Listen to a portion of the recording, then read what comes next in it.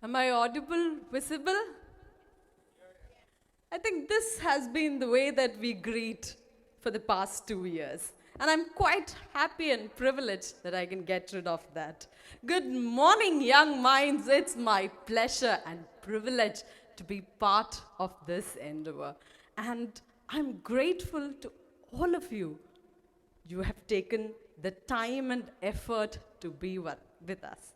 Thank you so much. I am Advocate Dr. Suchithra Menon, advocate, law professor, wife, daughter, daughter-in-law, mother, one out there, one here, and a human being. I think that's more than enough. My journey with law, that's something that I would want to unravel. Tell you that how law helps us or progresses in the way of education. Law as a tool for education, law as a tool for social engineering, and in toto, how does the law work? Just the way that we see. Is it in the same manner?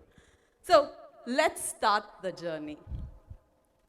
I started off with understanding law, or my first interaction with law was in the year 2002-2003, where there was a specific paper that was introduced in schools for introduction to law. As curious as all of us are, okay, it's a concise paper which had the discussions about the introduction, Indian Constitution, and allied laws. Of course, just like any other person, after reading this, anytime you meet a person who has some reference with law, you would jump in and ask, so do you understand the right to life? Do you understand the freedom to speech? So on and so forth. But that curiosity in me developed. Please remember, whenever I say that the curiosity developed, doesn't mean that I excelled in legal studies or I had the best course that most of you would be having. I was an average student, but that curiosity in me developed. Later, when I started reading law, 2006, I did my graduation from Kerala Law Academy. The curiosity in me grew.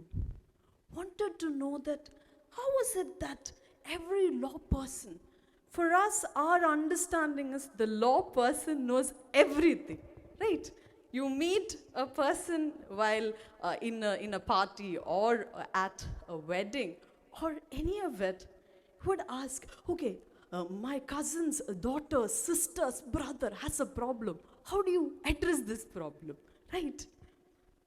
For which most of them would tell you, I am not clear about it, but I can tell you this could be the possible way out. So I'm here to tell you that how law helps you in thinking or understanding. It may not be that you would know the whole bunch of law around the globe, not even within the state of Kerala, but this would help you to understand how law works.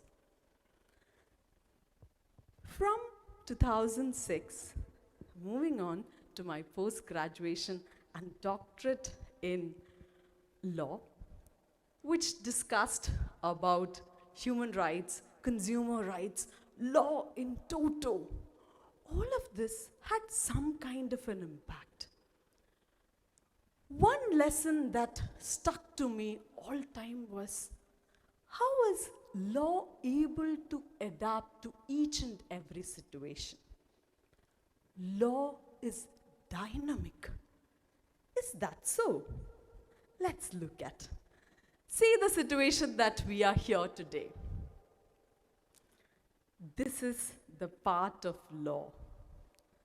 The COVID protocol restricts you certain freedoms where we would have read your right to move cannot be restricted. Your right to life cannot be restricted. But when it comes to public health, yes, there is a reasonable restriction that put in. So young minds, please remember that law has an opportunity out there. It is not static in that sense. Similarly, when you look at the different situations, I'll just quickly take you through few situations that might interest you. Have you had chocolates? How many of you are great fans of chocolates? Yes. Yes, I can see a lot many hands.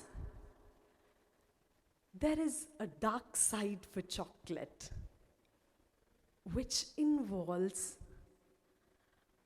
a lot of child rights violation that happens. Makeup industry, the mica that we use for makeup, it has backstories of great violations. Similarly, the gold and the diamond industry. We may not forget the blood diamonds. Even though the marketing would tell you that a diamond is forever, so is the blood on the drop of it. So in this context, when you realize that, yes, there is a potential threat, how does law see this in this particular situation? Law looks at it. Initially, when you look at business for that matter, business was identified as something that would bring in profit.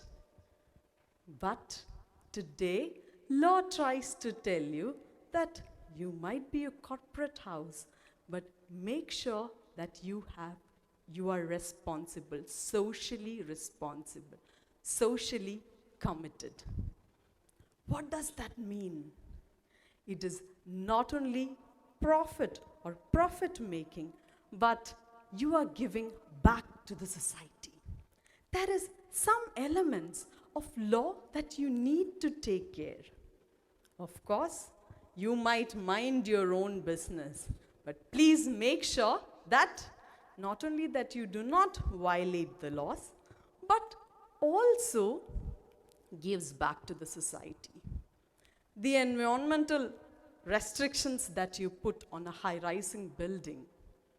Yes, we have critical examples here in the state of Kerala, how the environmental impact issues had gone up right up to the Supreme Court, the Perumatti Panchayat and the global leaders. We have seen that how a panchayat was able to tell you that do not pollute our waters. This is for us and the future generation. All of this had helped me to understand as a law teacher and also as an advocate of rights, and also to make a change in people's life. Every law, when you talk about its discussion, how does a law come into picture? So all the scenario that I discussed, the global scenario that I discussed, has brought in something called a responsibility in terms of identifying business and human rights. Business and human rights? Looks a bit out of the way, two different ways, right? But the law professors, or it's basically John Ruggie, who brought out a framework telling that business and human rights is connected. You might be a business house, but make sure that you do not violate the human right principles. Being human is important. Dignity of an individual is important. Be it a person who enters your business premise, or be it any of the chains of supply or demand, whatever it is, make sure that the business follows. Of course, law is dynamic. It changes with the societal needs. And this is a clear example as to how law tries to fit in, tries to tell you, or tries to regulate your work. So, young minds, what are the options that you get when you are actually dealing with law? It might be, of course, you might have a great opportunity as far as governance of law is concerned. Could be policy makers. You could also be great litigators. And I'm sure that when you talk or say about litigators, the first figure that comes to your mind might be Mahatma Gandhi, who himself would say, no, I am not the best lawyer around, but showed us the way that how the interactions with law would make you a better person. Similarly, when you look at the way or how law has progressed in that way, each of the opportunity, even today when you look at your OTT platforms, or for that matter, the big screen cinemas, you would also find an opportunity there, claiming legal advisors. So every interaction, every discussion has an interface with law. And it is a great opportunity not only to be a policymaker or to look at the governance platform or to be great litigators or to make a change in someone's life, but law is something that is a door open for all. In these stories, what we try to tell you or try to understand is that law as a platform, it is of course a tool for social engineering. We have seen that how each of these examples had provided that not only law in general, but it could have significant difference in the behavioral pattern as well. So, friends, please remember that the doors of legal fraternity are open, wide open for all those who are interested. It is not only on these lines, but it could also be a global litigator that you would be. And you would also find the interference with law as far as these global leaders are concerned.